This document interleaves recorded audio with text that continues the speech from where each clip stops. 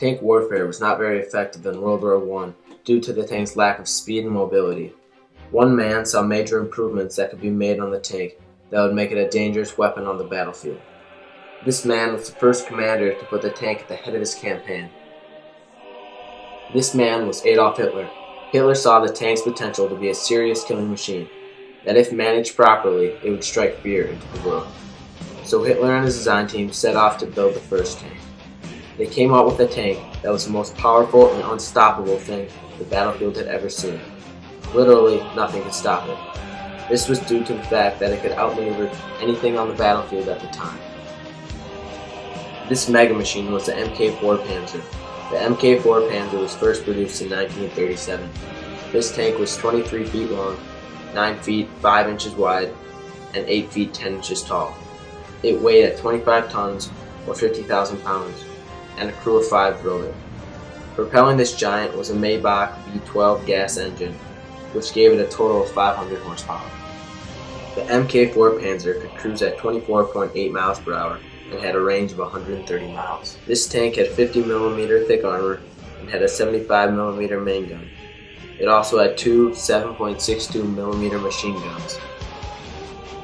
With this new tank, Hitler was able to design a new type of warfare. This was called Blitzkrieg. With this new fleet of Panzer tanks and this running gun strategy, Hitler set off to conquer Europe. Since nothing could stop the Panzer tank, his army began taking over Europe at an astonishing 20 miles per day. The Germans always took quality over quantity when it came to manufacturing war machines. This was definitely true when it came to the Germans' next masterpiece, the Tiger tank. This tank has been called the most feared tank of all time. Hitler even picked the name Tiger as a psychological weapon. The Tiger was first produced in 1942 and immediately replaced its little brother, the Mk4 Panzer, because it was too difficult to manufacture. The Tiger was 20 feet long, 12 feet 3 inches wide, and 9 feet tall. A modified 12-cylinder Maybach HL-230 engine gave it 700 horsepower. Unfortunately, its top speed was no more than 23 miles per hour.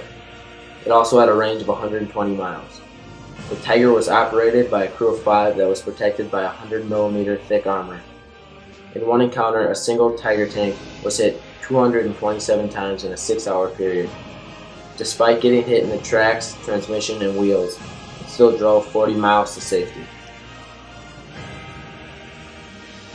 The crew of 5 shot a massive 88mm main gun. This cannon could rip through 110mm of armor at over 2,000 meters away, or 6,562 feet. Not only were German tanks built better with bigger guns and thicker armor, each tank was installed with a device that no other tank had. This was a two-way radio. This gave Germans an immense advantage because for the first time in history, 2 tanks could communicate on the battlefield. This allowed the tanks to gang up on a single target or warn another tank that a threat was in its blind spot. To counter this mammoth, the Soviets had to produce a tank that could protect itself from the Tiger's 88mm cannon and penetrate its 100mm thick armor. This was a daunting task, but after a year of designing, the Soviets produced the T-34. The T-34 was first introduced in 1940, but with disruptions in the production lines in 1941, the T-34 wasn't fully mass-produced until 1942. It was 19 feet 5 inches long, 9 feet 10 inches wide, and 8 feet tall. It weighed in at 26 tons or 52,000 pounds. A 4-stroke 12-cylinder diesel engine powered the T-34, and it topped off at 34 miles per hour. It could travel 268 miles on one full tank, which was more than twice the distance the Tiger could travel. The crew of 4 was protected by 65mm thick armor and shot a 76.2mm main gun. The T-34 was the first tank to introduce sloped armor. This was developed to deflect incoming rounds, mainly ones fired at the front. The sloped armor design is now standard in every present-day tank. All in all, the T-34 was definitely not a pretty piece of machinery. This crude weld jobs and unpainted hull, the T-34 was not a clean-cut war machine. These drastic measures were taken to cut production times. Also, the tanks would most often drive immediately to the battlefield from the assembly line. When comparing these two fighting machines, it seemed that it was obvious that the German Tiger tank was more superior. It had a bigger gun, thicker armor, and a two-way radio.